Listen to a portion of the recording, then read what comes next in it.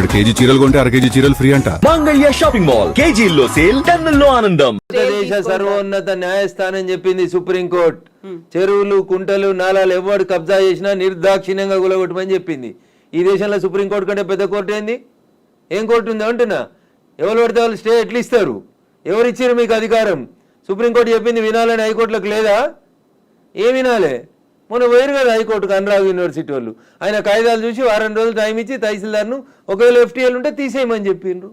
దానికి విద్యార్థులను అడ్డం పెట్టుకొని ఒక ఆయన, వెంచర్ను అడ్డం పెట్టుకొని ఇంకొక ఆయన, రాజకీయ నాయకులను అడ్డం పెట్టుకొని ఇంకొక ఆయన, ముఖ్యమంత్రి అన్నున్నాడని ఇంకొక ఆయన. ముఖ్యమంత్రి అన్నున్న కాలనీ అది దుర్గం చెరువు లేఅవుట్ కాదా? అది ఎట్లా లేఅవుట్ చేసిర్రు? అప్పుడు పర్మిషన్ ఇచ్చిన జిహెచ్ఎంసీ కమిషనర్ని తెచ్చి ప్రాసిక్యూట్ చేయాలి కదా. దుర్గం చెరువు ఎన్ని ఎకరాలు ఉండాలి? వీళ్ళు ఎన్ని ఎకరాలు ఉంది? ఒక కొత్త చెరువు కట్టే సూరత్ లేదు కానీ ఉన్న చెరువులు మింగి రేపు భవిష్యత్ తరాల పిల్లలకి ఏమిద్దాం అనుకుంటారు మీరు? ఏమిస్తారు? బంజారా హిల్స్లో, జూబ్లీ హిల్స్లో కొండల్ని కంకర మిషన్లు పెట్టి పిండి చేస్తూ ఉన్నారు దుర్మార్గులైన రాజకీయ నాయకులు. ఆపున్నా పర్మిషన్స్ అని రేవంత్ రెడ్డి గారు. ఎందుకు ఆపవు? నీ పార్టీలో చేరింది ఎందుకైనా?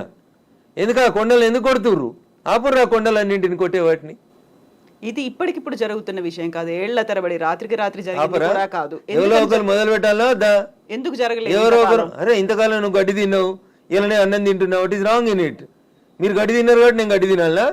నాకంటే ప్రభుత్వం ముందు తప్పు చేసింది కాబట్టి నేను తప్పు చేయాలనా? Once again I'm telling I'm not supporting Revanth Reddy. ఊరు బాగుండాలా వద్దా? పిల్లలు మీకు అన్నం ముంగట వాయినాల్లో కొట్టుకుపోయినట్టు బురదలలో కొట్టుకుపోవాలని కోరుకుంటురా? నేను కోరుకుంటలేను. నా భాగ్యనగరం బాగుండాలని కోరుకుంటున్నా. ప్రపంచానికి హైదరాబాద్ ఒక కీర్తి ప్రతిష్టలు ఇచ్చిన నగరం, 400 సార్లుగా చరిత్ర ఉంది దీనికి. ఇంత మాట్లాడతారు. అసలు భాగ్యనగరాన్ని బాగమతి నది ఒడ్డున కట్టినప్పుడు ఎందుకు కట్టిర్రు? అప్పుడు ఏమైనా వరదలు రాలేదా? మూసీకి వరదలు రాలేదా? అప్పుడు ఏం తెలుసా హైదరాబాద్ చరిత్ర వీళ్ళకి మాట్లాడేటోళ్ళకి? ఈ ముఖ్యమంత్రి వచ్చి మూసీ ప్రక్షాళన అంటాడు, ఆ ముఖ్యమంత్రి వచ్చి కాళేశ్వరం అంటాడు, ఈయన 1,00,000 కోట్లు అంటాడు, ఆయన 1,00,000 కోట్లు అంటాడు. నేను వాళ్ళ కమిషన్ల కోసం మాట్లాడతలేను. నేను మల్లారెడ్డి గారు కడితే గులగొట్టుర్రి, పల్లారాజేశ్వరరెడ్డి గారు కడితే గులగొట్టుర్రి, నాగార్జున గారు గులగొడితే నేను కదా అందరికంటే ముందు మాట్లాడింది. కోర్టు స్టే ఇచ్చిందంటే ఎట్లా ఇస్తుంది కోర్టు అని అడిగిన. బరాబర్ అడుగుతా నేను. పొద్దున 6 గంటలకు కూలగొట్టుడు మొదలు పెడితే మధ్యాహ్నం లంచ్ మోషన్ అయింది, 3 గంటలకు స్టే అయింది. అది స్టే అని మీడియా మిత్రులు తప్పు రిప్రజెంట్ చేసిర్రు.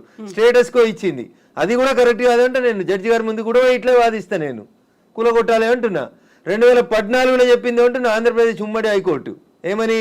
ఎన్ కన్వెన్షన్ సర్వే చేయమని చెప్పింది హైకోర్టు. సర్వే చేసి హెచ్ఎండిఏ 2016లో రిపోర్ట్ ఇచ్చింది, అందులో 3.5 ఎకరాల ఎఫ్టీఎల్ బఫర్ జోన్ ఉందని. 2016 నుంచి ఇలా ఎందుకు కూలగొట్టలేదు అంటున్నా. కోర్టు ఉత్తర్వులు ఎందుకు ఉల్లంఘించారు? ఏం జరిగింది అనుకుంటున్నారు మీరు? ఏం జరుగుతుంది? వాళ్ళ కోడలు బ్రాండ్ అంబాసిడర్ అయింది చేనేతకి. ఆమెకి చేనేత తెలియదు, చీర తెలియదు. ఆమె తెచ్చి బ్రాండ్ అంబాసిడర్ చేసారు. ఆ సంబంధాలు ఏం సంబంధాలు వాళ్ళు చెప్పాలి, అప్పుడున్న వాళ్ళు చెప్పాలి. నాకేం తెలుస్తుంది? వాళ్ళకి ఆ రంగుల లోకంతో ఉన్న రక్త సంబంధం ఏందో వాళ్ళు చెప్తే బాగుంటుంది. నానోరు ఎందుకు ఖరాబ్ చేస్తారు? రంగుల లోకంతో రక్త సంబంధం అలా అనుకుంటే కేవలం ఎన్ కన్వెన్షన్ నాగార్జున దాని మీదే ఉంటుందా? ఇప్పటికి పద్మాలయ స్టూడియో మీద లొల్లి పెట్టింది రఘునందన్. ఇదే హరీష్ అని 6 అడుగులు ఉన్నాడు మాట్లాడిండు. మళ్ళీ పర్మిషన్ ఎట్లా ఇచ్చారు ప్రభుత్వం రాగానే? లాంకో హిల్స్ వక్ఫ్ భూమిలో ఉన్నారు. 10 ఏళ్ళు అధికారంలో ఉన్నాడు కేసీఆర్ అంటే. ఆయన ఒక రోజైనా మాట్లాడండి ఆ వక్ఫ్ భూముల గురించి? లగడపాటి కడుతుండని చెప్పి లాంకో హిల్స్ అంతా వక్ఫ్ భూములు దున్నుతాం, పల్గొడతాం, ఇరుగొడతాం అన్నారు. పర్మిషన్ ఎవరు ఇచ్చారో తెలుసా కవిత గారు?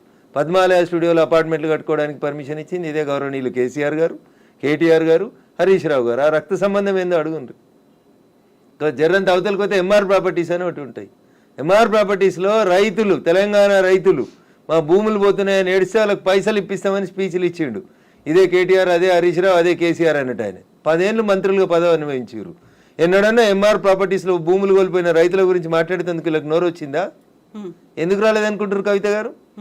కారల్ మార్క్స్ అని కమ్యూనిస్టు సిద్ధాంతకర్త చెప్తాడు, మానవ సంబంధాలన్నీ ఆర్థిక సంబంధాలనే చెప్తాడు. అందుకనే రాఘవేంద్రరావు సినిమాక్స్ని ముట్టలేదు టీఆర్ఎస్ పార్టీ. పద్మాలయ స్టూడియోస్లో అపార్ట్మెంట్లు కడుతుంటే సపట్లు కొట్టిర్రు. ఎంఆర్ ప్రాపర్టీలో తెలంగాణ రైతులు మునిగిపోతే నోరు మూసుకున్నారు. నాలంటాడు ఎవడో మాట్లాడాలి కాబట్టి మాట్లాడడం మొదలు పెడతా ఉన్నాం. I stand for the poor only. నేను ఇప్పుడు ఈ రాష్ట్ర ప్రభుత్వాన్ని డిమాండ్ చేస్తా ఉన్నా. కానీ అమ్ముతురు కదా కోకాపేటలో ఎకరం 100 కోట్లు పెట్టి 100 ఎకరాలు అమ్మిండ్రు కదా. ఆ పక్కన ఇంకా 150 ఎకరాలు ఉంది ప్రభుత్వ భూమి. ఇప్పుడు ఇండ్లు పోతున్న వాళ్ళందరికీ ఒక 25 ఎకరాలు లేఅవుట్ చేయండి. ఈ పేదోళ్ళందరికీ మంచికి 100 గజాల స్థలం ఇయ్యండి. ప్రధానమంత్రి ఆవాస్ యోజన కింద ఇంటి పైసలు 5 లక్షలు ఇయ్యండి. ఇందిరమ్మ ఇంటి కింద నువ్వు 5 లక్షలు. ఈ నాలాల మీద కట్టుకున్న వాళ్ళు, చెరువులు కుంటలలో కట్టుకున్న వాళ్ళ కోసం ఏంది కోకపేటలో 100 కోట్లకు ఎకరం పోయే భూమిలో వీళ్ళకి లేఅవుట్ చేసి 25 ఎకరాలు అక్కడ ఉప్పల్ బగాయితో లగాయితో అని పెట్టి అమ్మిర్రు కదా ఊడా యాక్షన్ పెట్టి. అట్లా ఈ గరీబ్ వాళ్ళందరికీ తీసుకొచ్చాడు కాలనీ కట్టు, వీళ్ళు అరువులు కాదా 100 కోట్ల భూమిలో ఉండేందుకు? 10 ఏళ్ల క్రితం కట్టుకున్న ఇల్లు గల్లం కూడా కూలిపోతుంది కదా, బాధపడుతురు కదా. వాళ్ళని తీసుకొచ్చాడు 25 ఎకరాలు లేఅవుట్ చేయి Revanth Reddy. Then I will support you, then I will congratulate you. అంతేగాని అసదుద్దీన్ ఓవైసీ ఇచ్చిన ఊడత ఊపులకు భయపడితే 400 కాదు 4000 స్టూడెంట్స్ ఉన్నారని బెదిరిస్తాడు. ఎందుకు సల్కం చెరువు కూల్తలేదు? కూలాలి కదా సల్కం చెరువులో ఉన్న ఫాతిమా మెడికల్ కాలేజ్. ఎందుకు భయపడుతున్నారు? ఏమవుతుంది రేవంత్ రెడ్డి గారు? మొదలుపెట్టినావు కదా, కొట్టేసేయన్ని. అపప్రద నీకెందుకు? మల్లారెడ్డితోటి పాత పగుందని, పల్లారాజేశ్వరరెడ్డి పార్టీ మారతలేడని కొడుతున్నా చెడ్డ పేరు ఎందుకు? ముందు అసదుద్దీన్ ఓవైసీ తోటి మొదలుపెట్టు. సో మధ్యలో విద్యా సంవత్సరం అక్కడ ఆల్టర్నేట్ అనేది దసరా సెలవులు వస్తాయి కదా, ఇమీడియట్ గా ఆల్టర్నేట్ ఇంకో ఎందుకు దొరకదు? కాలేజ్ లో ఎందుకు దొరకదు? అకామిడేట్ చేయడానికి ఎందుకు దొరకదు అంటున్నా. ఒక్క రోజులో కట్టేస్తారు. ఇప్పుడు అంతా కిర్బీ షీట్లు అనే స్ట్రక్చర్లు వచ్చినాయి కదా, టెంపరీ స్ట్రక్చర్లు. 20 మొత్తం రింగ్ రోడ్ పక్కన అన్ని బిల్డింగ్లు ఖాళీగా ఉన్నాయి, తీసుకొని కట్టుకోమని ఉండ్రి. ఇన్ని రోజులు అనుభవించారు కదా చెరువులో కట్టుకొని, దానికి రెంట్ కట్టుర్రి ప్రభుత్వానికి. ఫీట్ కింద వసూలు చేయాలి రేవంత్ రెడ్డి గారు ప్రభుత్వం ఇవాళ. నిజంగా ఎవరైనా పేదలకు నష్టం జరుగుతుంది చెరువులలో తెలిసి తెలియక అమాయకంగా ప్రభుత్వం లేఅవుట్కి పర్మిషన్ ఇస్తే కట్టుకున్న వాళ్ళు ఉన్నారు, వాళ్ళందరినీ తీసుకొచ్చి కోకపేటలో పెట్టండి అంటున్నా. ఏంది ప్రాబ్లం ఏంది మీకు? గరీబులు అక్కడ ఇల్లు కట్టుకోదా కోకపేటలో? కట్టుకొని 100 గజాలి, 100 కాకపోతే 150 గజాలి, ఇంకా 150 ఎకరాలు ఉంది కదా ఆడ. నిజంగా నీకు హైదరాబాద్ శుద్ధి చేయడమే నీ లక్ష్యం అయితే రేవంత్ రెడ్డి గారు, కోకపేటలో ఉన్న 150 ఎకరాలలో ఎన్ని ఇళ్ళు పోతున్నాయో ఐడెంటిఫై చేయి. అందరికీ మంచికి 100 గజాలకు పట్టాలి, అప్పుడు ప్రజల్ని నర్శిస్తారు.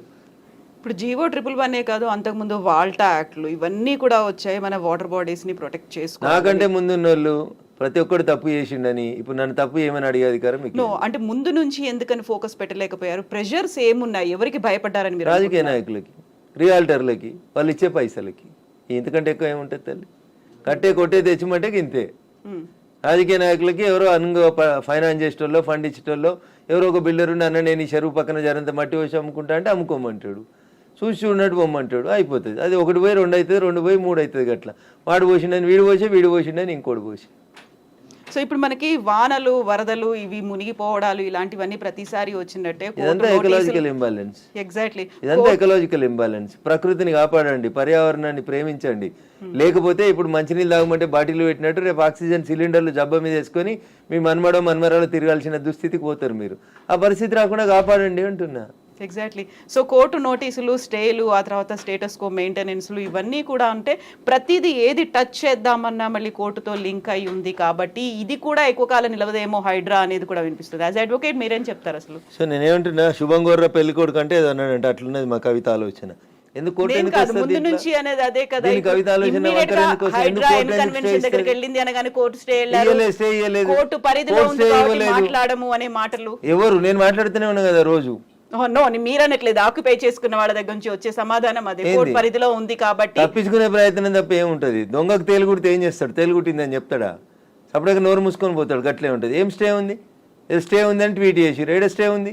ఏ కోర్టులో స్టే ఉంది? ఏంది స్టే? స్టేలు సంవత్సరాలు ఉండొద్దని ఇదే సుప్రీంకోర్టు చెప్పింది అంటున్నా. మా గౌరవ న్యాయమూర్తులు అట్లా సంవత్సరాలు స్టే ఇయ్యరు. స్టే ఈజ్ టెంపరరీ అంతే.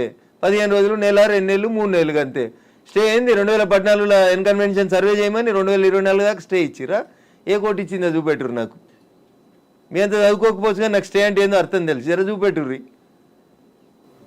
హైడ్రాకి విధి విధానాలు లేవు, సరిగా ఏది ఫామ్ చేయకుండానే ముందుకెళ్ళిపోతున్నారు, బుల్డోజర్ సర్కార్ని తీసుకొస్తోంది హైడ్రా పేరుతో అనే వాదనని ఎట్లా చూస్తారు మీరు? మీకు వచ్చిన కడుపు నొప్పి ఏంది? మీరు ఫేర్గా ఉన్నారు కదా, మీరు నీతిగా ఉన్నారు కదా, మీరు పర్యావరణం బాగుండాలని కోరుకుంటారు కదా, ఈ భాగ్యనగరం బాగుండాలని కోరుకుంటారు కదా. In what way you are agreed by it? మీకు వచ్చి నష్టమైంది అంటున్నా. ప్రజల చేత, ప్రజల కొరకు ప్రజలు ఎన్నుకున్నటువంటి ప్రభుత్వాలు తీసుకునే నిర్ణయాలని ఏం చేస్తారు మీరు? కోర్టు ఎందుకు అడ్డుకుంటుంది? కోర్టుకుండే అధికారాలు ఏంటి? ఎంతవరకు అడ్డుకోవాలో అంతవరకే అడ్డుకుంటుంది. నేను చెప్తున్నా కదా, ఈ దేశ సర్వోన్నత న్యాయస్థానం సుప్రీంకోర్టు చెప్పింది కూలగొట్టమని. సుప్రీంకోర్టుకు భిన్నంగా లోకల్గా ఉండేటువంటి జడ్జిలు అట్లా ఇస్తారా జడ్జిమెంట్లు? నాకు తెలిసినంత వరకు అయితే ఎవరు కవిత గారు. సో ఇప్పుడు హైడ్రాని సడన్ గా తెర మీదకి తీసుకొచ్చింది. 1994 రావడం, ఒక హైడ్రాని తీసుకొని రావడం అనేది భయపెట్టడానికో బెదిరించడానికో, లేకుంటే రుణమాఫీ 6 గ్యారంటీ స్కీములు అడుగుతున్నారు కాబట్టి డైవర్షన్ పాలిటిక్స్ అనే వాళ్ళకి ఏం చెప్తారు మీరు? నేనంటున్నా, రుణమాఫీ చేయాల్సిందే, ఇచ్చిన 6 హామీలను అమలు చేయాల్సిందే. రైతులకు చెప్పినటువంటి రుణమాఫీ, యువతకు చెప్పిన డిక్లరేషన్, మహిళలకు ఇచ్చినటువంటి మహిళా డిక్లరేషన్ అన్నీ చేయాల్సిందే. అవి చేసి ఇది వదిలేద్దామా? అవి చేయాల్సిందే, ఇవి చేయాల్సిందే. ఇది చేయమని చెప్పురు, అది చేయమని లొల్లి పెడతాం. మేము లొల్లి పెడుతూనే ఉన్నాం కదా. బీజేపీ ప్రశ్నిస్తున్న బీజేపీ పేరిట, ప్రశ్నిస్తున్న తెలంగాణ పేరిట మేమంతా నడుపుతూనే ఉన్నాం కదా. రైతన్నల రుణమాఫీ కోసం మాట్లాడితే హైడ్రా గురించి మాట్లాడొద్దా? బట్ అది డైవర్షన్ కోసమే చేస్తున్నారు అనే మాట. So I don't have any comment on this particular issue. నేనేమంటున్నా, నేను రుణమాఫీ కాలేదు, రైతులతో చేయించేది రైతులతో చేపిర్రి, హైడ్రాకి దానికి ఏం సంబంధం అంటున్నా. ఎందుకు రాస్తున్నాయి పేపర్లు హైడ్రా గురించి అంత గొప్పగా? వదిలేశారు, ఆయన పని ఆయన చేసుకుంటూ పోతాడు, మీ పని మీరు చేసుకోరు. రుణమాఫీ గురించి మీరు రాయమంటే రాస్తారా? రాయరు కదా. రైతులు మాట్లాడితే మన పేపర్లో హెడ్ లైన్స్ రావు కదా. ఏమవుతాయి మనకి? హైడ్రా మా కేటీఆర్ అంటాడు, ఆయన అమెరికాలో అంటాడు. అది ఫుల్ హాఫ్ పేజీలు వస్తుంది, పెద్ద పేజీలలో వస్తుంటుంది. ఫస్ట్ పేజీలలో 119 ఎమ్మెల్యేలలో ఆయన యువరాజు అయినట్టు ఆయన మాట్లాడితే పైన ఒక బాక్స్ కట్టి రాస్తారు మీరు. ఆయన కట్టిన జన్వాడ ఫామ్ హౌస్ నాది కాదని స్టేట్మెంట్ మారుస్తాడు. ఒక్క మీడియానైనా రాసిందా? రేవంత్ రెడ్డి అన్నట్టు ఆయన అరెస్ట్ చేసిన రోజు ఈ ఫామ్ హౌస్ నాది, ఇగో దాని మీద డ్రోన్ ఎగిరేసినావు, ఇగో క్రైమ్ నెంబర్ ఇంత, నార్సింగ్ పోలీస్ స్టేషన్ అని తీసుకొచ్చి ఒక్కరైనా రాసిరా మా జర్నలిస్ట్ మిత్రులు? ఇవాళ అది నోరా మోరా, ఇది నాది కాదు నా దోస్తుంది అని చెప్తే ఎందుకు రాయారు? ఆ రోజు స్టేట్మెంట్ ఈ రోజు స్టేట్మెంట్ రెండు పక్క పక్కన పెట్టి ఎందుకు చూపాయించారు? ఎలక్ట్రానిక్ మీడియాలో ఎందుకు చూపెట్టారు? ఎందుకు చూపెట్టరు అంటున్నా. ఎవరా దోస్తు? ఎందుకు నీకు లీజుకి ఇచ్చిండు? ఆయనకు నీకున్న వ్యాపార సంబంధాలు ఏంది? అది కదా మీరు బయట పెట్టాల్సింది. మునిపోయిన కంపెనీకి వారసుడు కదా ఆయన, నీకు జాగి ఇచ్చిన ఆయన, లీజ్ ఇచ్చిన ఆయన. 8,000 కోట్లు ఎగ్గొట్టిర్రాళ్ళు ఈ దేశంలో. అది మాట్లాడుకుందాం గట్లా. ఇవి మాట్లాడితే మంచిగా ఉంటాయి కదా. కవిత గారు ఆయన డింగ్ డింగ్ అని ఎగురుకుంటూ పోయి జొన్నవాడ ఫామ్ హౌస్ ఆ రోజు ఎందుకు చేసినావు? డ్రోన్లు ఎగురుతలేవా? తెలంగాణలో డ్రోన్ ఏడా ఎగురుతలేదా? డ్రోన్ ఎగిరేస్తే తప్ప ప్రతి పెళ్లిలో డ్రోన్ ఎగురుతుంది, ప్రతి బరాతులో డ్రోన్ ఎగురుతుంది, ప్రతి శ్రీరామనవమికి డ్రోన్ ఎగురుతుంది, ప్రతి వినాయక చవితికి. ప్రైవేట్ ప్రాపర్టీ మీద ఎగరడం అనేది నీది కాదు కదా ప్రాపర్టీ. నువ్వెందుకు కంప్లైంట్ ఇచ్చినావు? నీకెందుకు కడుపున వచ్చింది? జన్వాడ ఫామ్ హౌస్ నీది కాదు కదా, నీ దోస్తుంది కదా. ఒక ఎంపీ పార్లమెంట్ నడుస్తుంటే ఢిల్లీకి వెళ్ళి హైదరాబాద్కి వస్తే ఎయిర్పోర్ట్కి వెళ్ళి పట్టుకొచ్చి రిమాండ్ చేసిరు కదా నార్సింగ్ పోలీసు వాళ్ళు. అప్పుడు ఎందుకు చేసినావు? నీది కాని ఫామ్ హౌస్లో, నీ దోస్తు ఫామ్ హౌస్లో ఎవరు నీ దోస్తు పేరు చెప్పు, ఆయన కాస్త ఎక్కడిదో చెప్పు, ఏ కంపెనీ పెట్టి షేర్లు ముంచిరో చెప్పు, ఏ కంపెనీ పెట్టి వాళ్ళు నాయన జైలుకు పోయిండో చెప్పు, గవి చెప్పు కదా. వాస్తవాలు జనాలకి తెలియకుండా చేస్తారు కాబట్టి నాలంటోడు మాట్లాడాల్సి వస్తుంది. హైడ్రామా అన్నారు, ఎవరు చేస్తున్నారు హైడ్రామా? అన్నోడు చేస్తున్నాడు అంతే. ఎవడు పేరు చెప్తా చెప్తావా? వాని చరిత్ర ఏందో చెప్పిపోతే మీరు అన్నారు ఇప్పుడు హైడ్రామా చేస్తున్నారని. నేను చెప్పలేదు, ఆ పొరపాటున కూడా అనలే. హైడ్రా మళ్ళీ పనులు చేసుకుంటూ పోనీరు అంటున్నా.